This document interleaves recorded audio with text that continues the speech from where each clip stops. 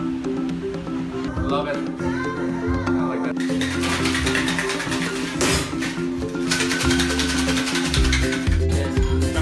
Hi, I'm Divyesh Chauhan. I'm one of the founders of Junglebird, and we're here today to make one of our classic Junglebirds. First, the ingredient we're going to use is 10 mils of sugar syrup. So this is to add a little bit of sweetness to the drink.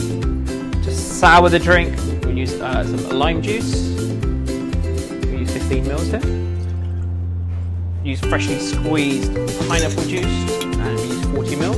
So this drink was created in the 1970s in Kuala Lumpur, and then we're going to use 25 mils of Campari, and then the dark rum, Diplomatico Mantuana, 50 mils,